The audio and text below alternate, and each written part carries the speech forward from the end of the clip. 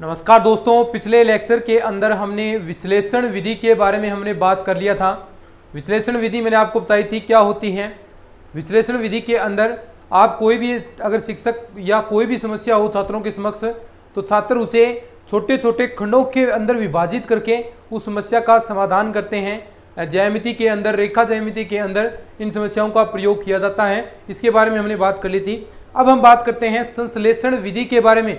तो हमने बात की थी विश्लेषण विधि थोड़ी सी देखिए छात्रों में रुचिकर कम रहेगी, लेकिन संश्लेषण विधि है वो छात्रों के अंदर बहुत ज़्यादा रुचि उत्पन्न करती है, उन्हें तत्कालीन समस्या का समाधान भी प्रोवाइड करती है। तो आगे हम पढ़ने वाले हैं संश्लेषण विधि।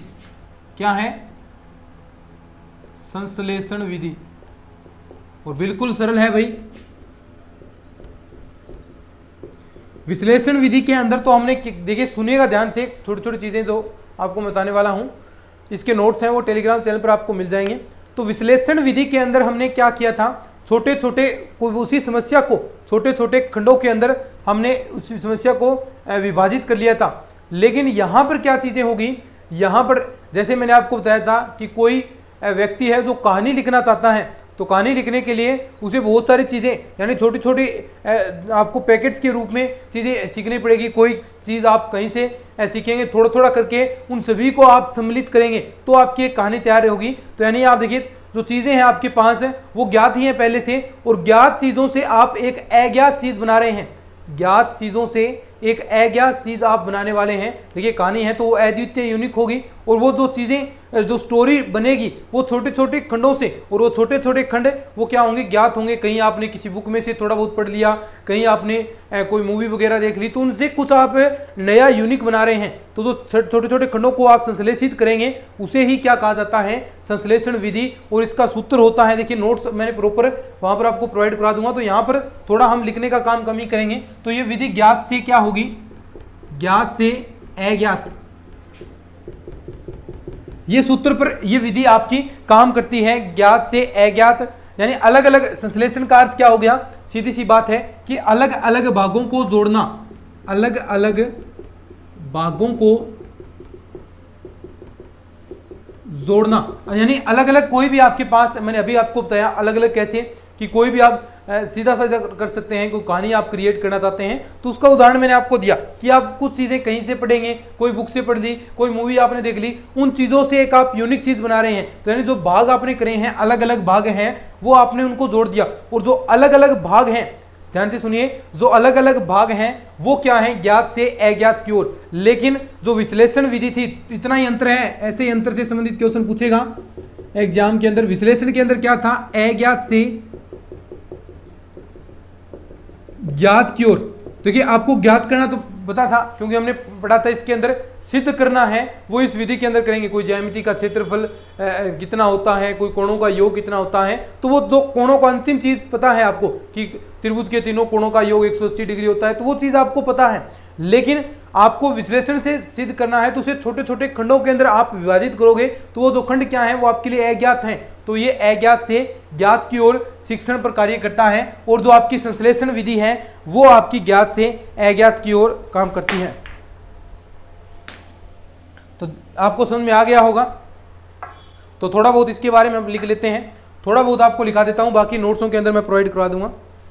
इसके अंदर देखिए गणित शिक्षण के अंदर, क्योंकि हम मैथ्स के अंदर पढ़ रहे हैं, भाषा के अंदर अलग चीज है, ये यही चीजें हमसे पूछेगा। गणित शिक्षण के अंदर क्या काम होगा, तो गणित शिक्षक को ज्यामिति तथा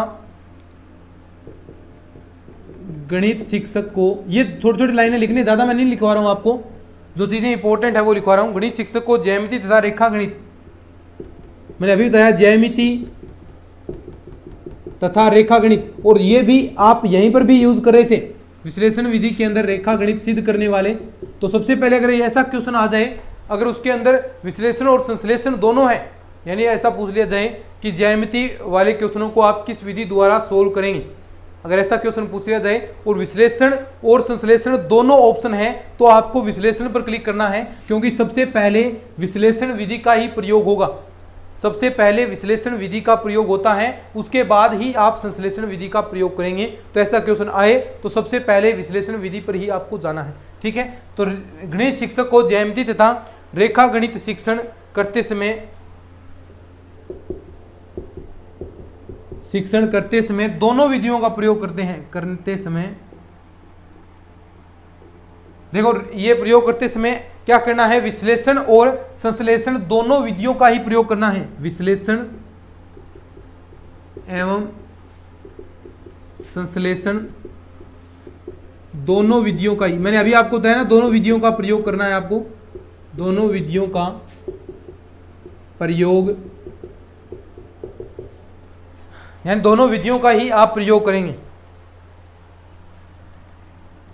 और सबसे पहले क्या करेंगे, सबसे पहले आपको विश्लेषण विधि, मैंने अभी आपको बताया,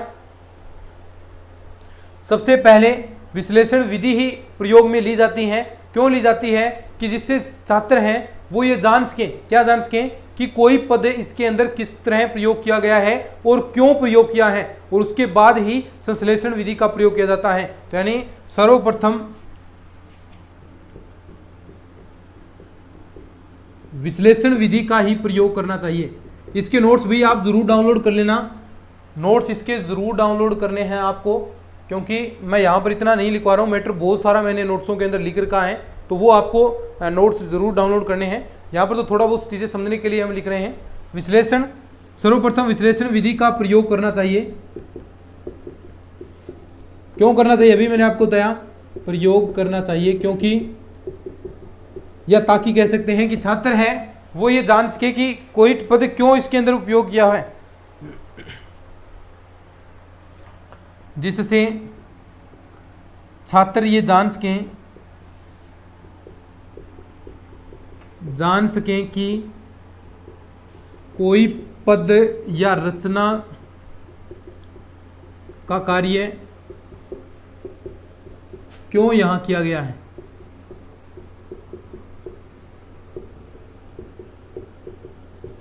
यानी ये जान सके कि कोई रचना का कार्य क्यों यहां पर किया गया है।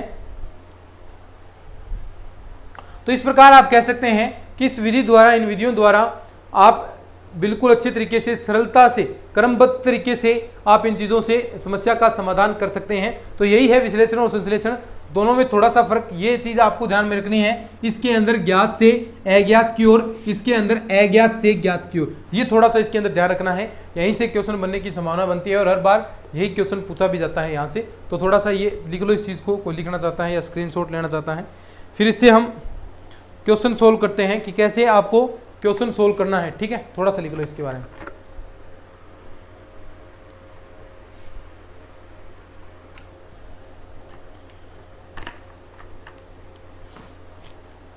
अब देखो कैसे संश्लेषण विधि द्वारा आप क्वेश्चन को सोल्व करेंगे।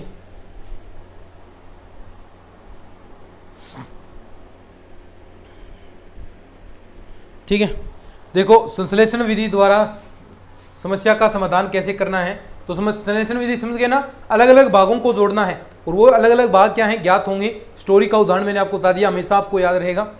ठीक है, और ज़्यादा कुछ नहीं है गणित के अंदर, इतना कोई हार्ड चीज़ें नहीं है, बस ये चीज़ें याद करनी है। क्वेश्चन कराऊंगा तब देख लेना कैसे क्वेश्चन आते हैं। बस पूरा कंसेप्ट पर आपको फोकस करना है कि कैसे भी आपको कंसेप्ट क्लियर हो जाए।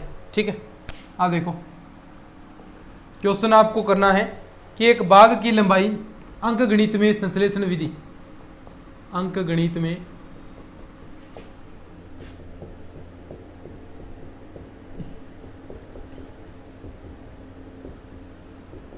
अंकगणित में संश्लेषण विधि का प्रयोग करना चाहते हैं। तो सीधा क्वेश्चन लिखता हूं मैं। ठीक है, देखिए क्या क्वेश्चन दिया है कि एक बाग दिया है आपको, बाग की लंबाई 50 मीटर की लंबाई 50 मीटर तथा चौड़ाई 20 मीटर है। क्या है, एक बाग की लंबाई 50 मीटर तथा जो चौड़ाई है वो 20 मीटर है। बाग के चारों ओर, बाग के चारों ओर एक चौड़ा रास्ता है, चारों ओर एक मार्ग बना हुआ है। बना हुआ है, जिसकी चौड़ाई कह सकते हैं आप, यानी चौड़ा मार्ग है तो उसकी चौड़ाई कितनी है, जिसकी चौड़ाई 5 मीटर है।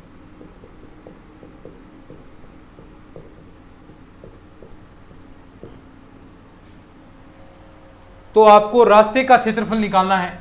तो जो ये मार्ग है, मार्ग का क्षेत्रफल,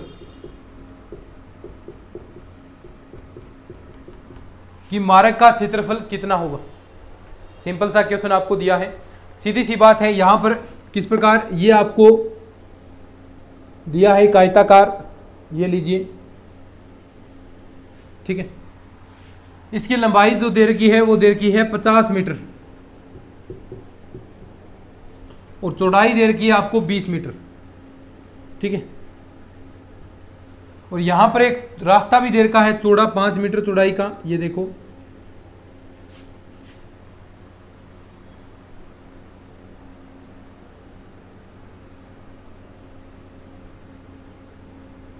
ठीक है। जो ये चौड़ाई है वो है 5 मीटर, हर जगह 5 मीटर, यहां भी 5 मीटर, ठीक है। तो आपको बताना है क्या, कि ये जो रास्ता है, इस रास्ते का क्षेत्रफल कितना होगा। ये रास्ते का क्षेत्रफल आपको निकालना है कि इस रास्ते का क्षेत्रफल कितना होगा, ठीक है। अब देखो संश्लेषण विधि द्वारा कैसे आप सोल्व करेंगे। संश्लेषण विधि यही कहती है कि सबसे पहले जो छोटी छोटी चीजें आप जानते हैं वो निकालो, थोड़ा सा दिमाग लगाएंगे। देखो रास्ते का ये क्षेत्रफल निकालना है, अगर मैं ये पूरे का क्षेत्रफल निकाल लेता हूं, आयत है, पूरे का क्षेत्रफल निकाल लूं, माइनस इसका घटा दूं, ध्यान से सुनिएगा, ये पूरा निकाल लूं, मान लो ये ABCD है और ये आपका EFGH है, ठीक है। अब इनमें से मैं EFGH जो आयत हैं उसमें से अगर मैं ABCD आयत का क्षेत्रफल घटा देता हूं तो आपको इस चौड़े रास्ते का क्षेत्रफल मिल जाएगा, ठीक है। तो यानी सबसे पहले आप निकालेंगे जो संश्लेषण विधि द्वारा है, जो चीजें दे रखी हैं वो देखो ऐसे ही लिखनी पड़ेंगी। दिया हुआ है, क्या दिया हुआ है, ये हम इस विधि द्वारा सोल्व करें, कैसे करना है ध्यान से देखना। बाग की लंबाई, ऐसे क्वेश्चन बहुत बहुत पूछे गए हैं भाई। बाग की लंबाई कितनी दी गई है आपको, 50 मीटर। बाग की लंबाई कितनी दी गई है, 50 मीटर। चौड़ाई कितनी दी गई है, 20 मीटर। चौड़ाई बराबर 20 मीटर। और जो मार्ग है, मार्ग की चौड़ाई कितनी दी गई है, मार्ग की चौड़ाई 5 मीटर। ये चीजें आपको दे रखी हैं।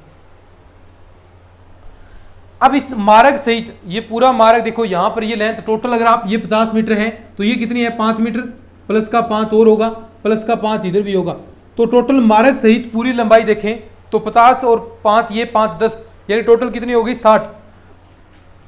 मार्ग सहित बाग की लंबाई, क्योंकि हम पूरा ये निकालने वाले ना, मार्ग सहित, ऐसे करना है ये संश्लेषण विधि में। मार्ग सहित बाग की लंबाई कितनी होगी, 50 प्लस का 5 प्लस का 5 बराबर 60 मीटर, ठीक है। ऐसे ही मार्ग की चौड़ाई देख सकते हैं आप, मार्ग सहित और इसकी चौड़ाई देखेंगे तो देखो ये आपकी 20 थी, 20 मीटर, 5 यहाँ जुड़ेगा और 5 ऊपर जुड़ेगा, यानी टोटल 30 हो गया, ठीक है। चौड़ाई तो देखें कितनी आएगी, चौड़ाई ध्यान से सुनना, चौड़ाई 20 प्लस का 5 प्लस का 5 बराबर 30 मीटर। अब देखो, अब आप निकाल सकते हैं रिजल्ट, कैसे, ये मार्ग सहित भाग का क्षेत्रफल, मार्ग सहित भाग का क्षेत्रफल, ये पूरा मार्ग है और इसका क्षेत्रफल आप निकालेंगे। मार्ग सहित पूरे भाग का क्षेत्रफल देखिए कितना आएगा, ये आपके पास लेंथ आ गई और ये ब्रेड्थ आ गई, तो यानी मार्ग सहित पूरे भाग का क्षेत्रफल, या कह सकते हैं EFGH का क्षेत्रफल कितना आएगा, लेंथ इंटू ब्रेड्थ, तो यानी 60 इंटू 30 कितना आ गया, 1800। ऐसे ही आप इस वाले पार्ट का निकालें, ABCD का क्षेत्रफल, ABCD का क्षेत्रफल कितना आएगा, शाबाश बता दो, कितनी लंबाई थी ABCD में, 50 मीटर लंबाई है और यहां पर 20 मीटर चौड़ाई है, तो 50 इंटू 20, 50 इंटू 50 ये ना, 50 इंटू 20 आपका आ जाएगा, तो यानी कितना आ गया, ये 1000। तो देखिए इस पूरे में से अगर आप ये घटा देंगे तो आपके पास ये क्षेत्रफल बच जाएगा। तो यानी 1800 माइनस का 1000 कितना आ गया 800 जो मीटर स्क्वायर है, यही आपका क्षेत्रफल हो जाएगा मीटर स्क्वायर। 800 मीटर स्क्वायर ये आपका क्षेत्र हो जाएगा। तो ये ऐसे निकालना है संश्लेषण विधि द्वारा अंक गणित के अंदर। संश्लेषण विधि का इस तरह आप प्रयोग करते हैं, देख सकते हैं आप आराम से। तो मेरे ख्याल से आप सीख चुके होंगे कि कैसे संश्लेषण विधि के अंदर आपको प्रयोग करना है। अंक गणित के अंदर संश्लेषण विधि कैसे प्रयोग में लाते हैं। तो लिख लो इस क्वेश्चन को, फिर आगे बढ़ते हैं।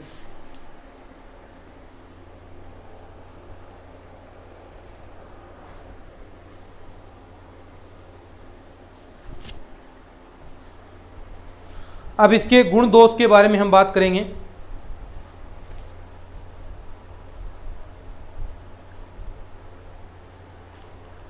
गुण व दोष के बारे में हम बात करते हैं, किसके क्या गुण होंगे क्या दोष होंगे। बिल्कुल सरल है भाई, संश्लेषण विधि के अंदर तो कुछ है ही नहीं। आगे एक प्रोजेक्ट विधि आएगी, वो थोड़ी इंपॉर्टेंट है, उसके अंदर कुछ चीज़ें आपको समझाने वाली हैं, वो समझाएंगे। आगमन निगमन के अंदर समझाने वाली थी, यहाँ क्या है समझाने वाला। बस जो बातें बताई हैं वो याद रख लेना, वो एग्जाम के अंदर आएंगी। अब इसके गुण व दोष के बारे में हम बात करते हैं।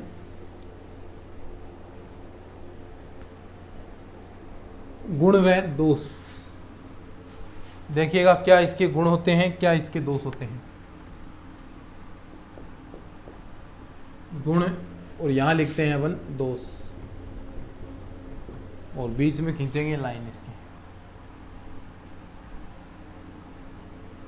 ठीक है। नंबर 1 पर हम बात करेंगे। अब ध्यान से एक चीज समझना भाई, कुछ भी रटने वाली बात नहीं है। तो देखो हमने अभी क्वेश्चन सोल्व किया तो हमें तत्कालिक रूप से तुरंत प्रभाव से समस्या का समाधान मिल गया। यानी देखो कितना हमने क्विक रूप से किया, और विश्लेषण विधि से किया तो टुकड़ों के अंदर थोड़ा थोड़ा तोड़कर उसको किया, तो उसमें अंदर टाइम लगा। हमें इस विधि के अंदर तत्कालिक समस्या का समाधान मिलता है।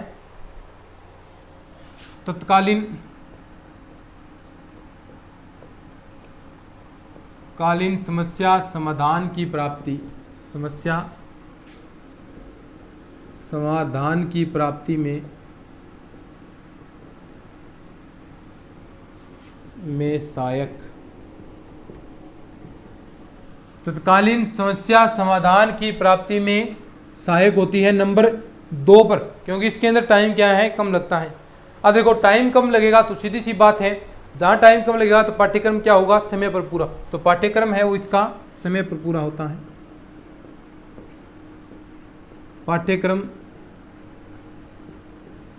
समय पर पूरा,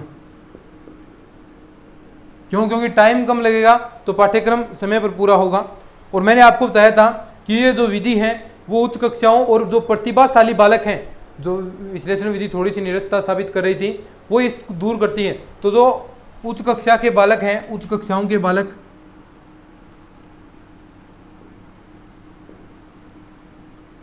कक्षाओं व प्रतिभाशाली बालकों के लिए, व प्रतिभाशाली बालकों के लिए रुचिकर,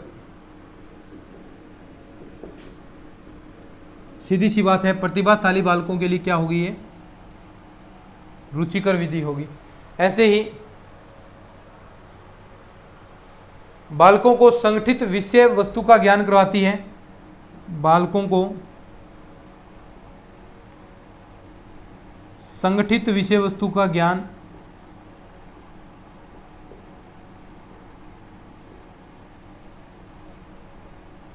तो ये तो हो गया भैया आपका इसके गुण। अब बात करते हैं दोष। अब देखो उच्च कक्षाओं के लिए उपयोगी है तो सीधी सी बात है प्रारंभिक कक्षाओं के लिए उपयोगी नहीं हो सकती। जो उच्च कक्षाओं के लिए होती हैं प्रारंभिक कक्षाओं के लिए उपयोगी नहीं।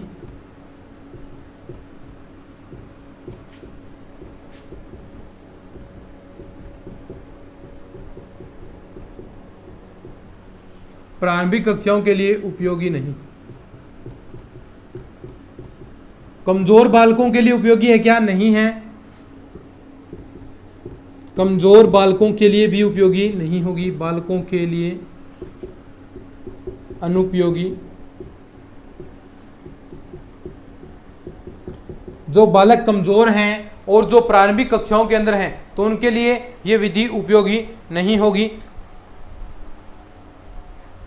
और इसके अंदर देखिए जो शिक्षक हैं वो आपके हाई एजुकेटेड होने चाहिए, अनुभवी होने चाहिए, प्रशिक्षित होने चाहिए।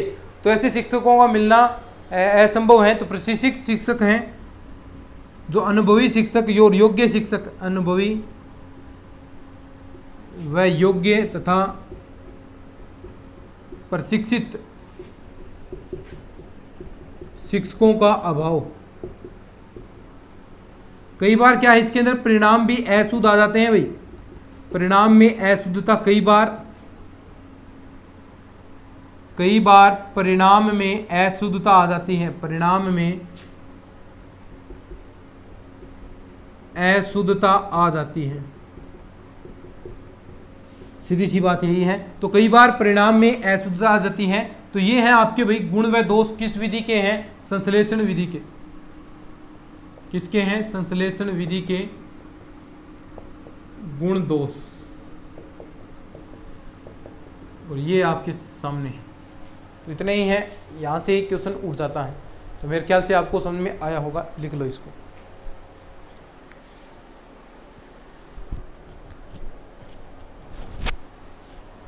फिर आगे बढ़ते हैं, नेक्स्ट विधि के बारे में बात करते हैं, थोड़ा कर लेते हैं, बाकी कल सीख लेंगे इसके बारे में, थोड़ा पढ़ लेते हैं इसके बारे में।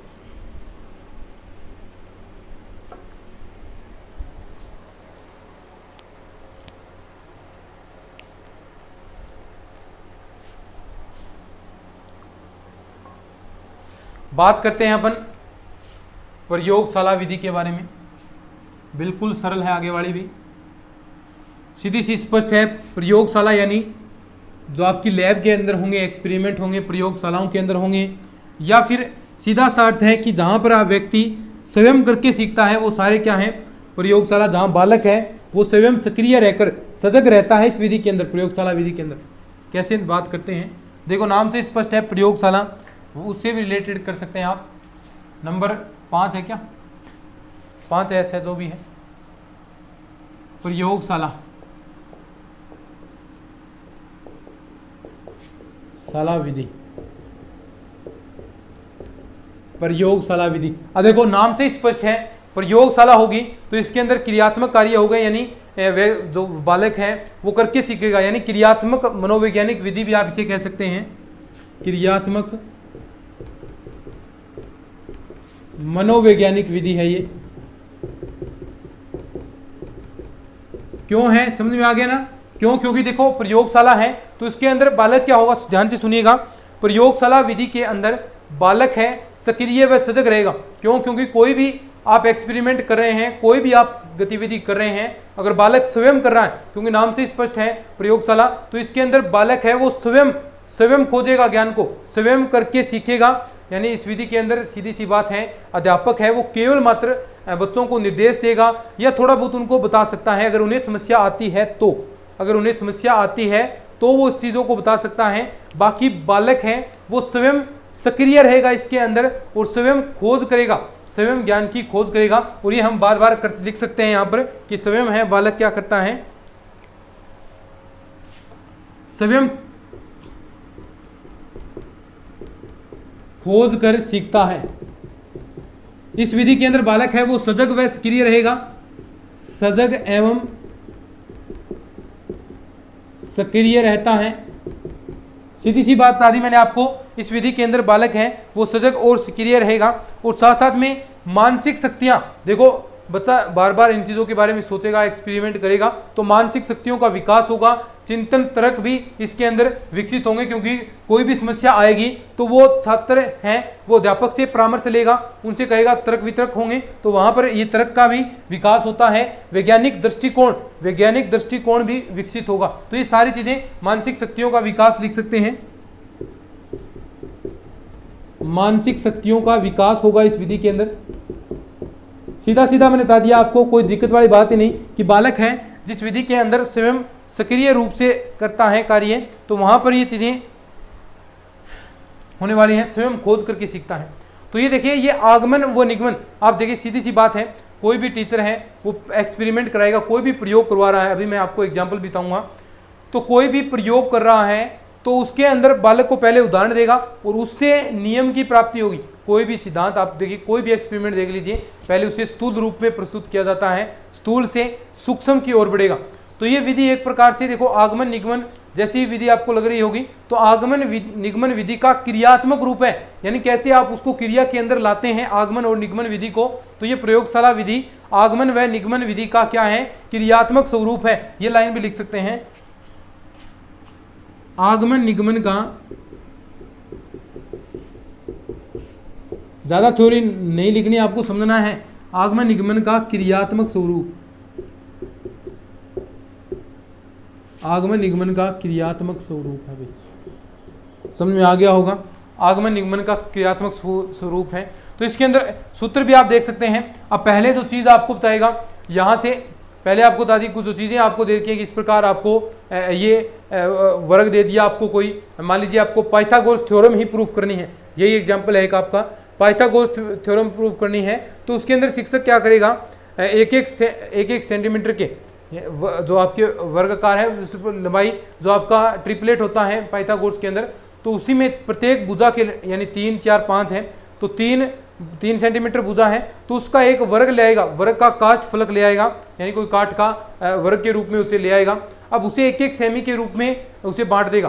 फिर जो आपको लगानी है पाइथागोरस थ्योरम लगानी है, उस हिसाब से उन चीज़ों को प्रूफ कर देगा। जो 5 वाला है उसके अंदर 25 होंगे, क्योंकि वर्ग द्वारा देखिए जोड़ सकते हैं, और 4 वाले के अंदर 16 आपके वर्ग बन सकते हैं, 16 वर्ग बन सकते हैं। 16 4 सेमी वाले कोई वर्ग आपको दिया है, तो उसके अंदर एक एक सेमी के 16 वर्ग आपको प्राप्त होंगे। 3 सेमी वाले के अंदर 9 होंगे, 5 वाले के अंदर आपके 25 होने वाले हैं। तो इस प्रकार शिक्षक है वो प्रयोग द्वारा सिखा सकता है। तो सीधी सी बात है, अब वर्ग वगैरह आपने सीख रखे हैं, तो इसके अंदर जो सूत्र काम करते हैं वो ज्ञात से अज्ञात की ओर बढ़ रहे हैं। दूसरा नंबर 1 हो गया स्थूल से सूक्ष्म की ओर, स्थूल से सूक्ष्म की ओर,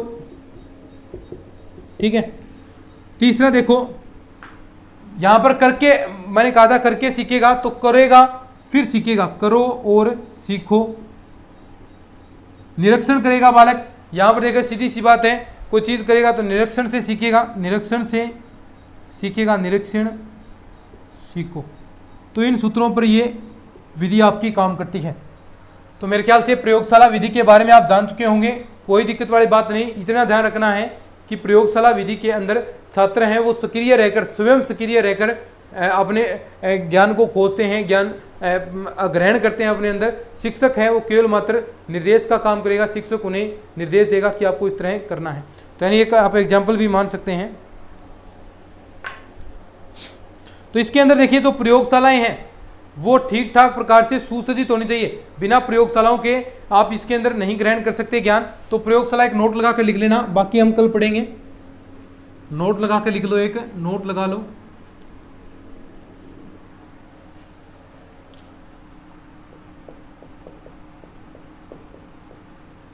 नोट लगाना एक, किस विधि को ठीक ठाक प्रयोग में लाने के लिए, इस विधि को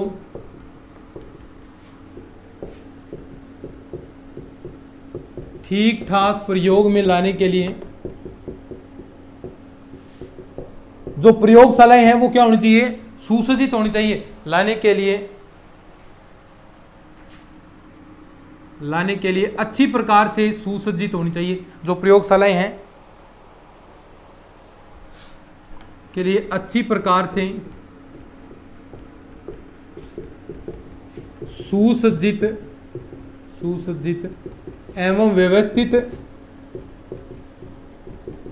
प्रयोगशालाएं होनी चाहिए। प्रयोगशालाएं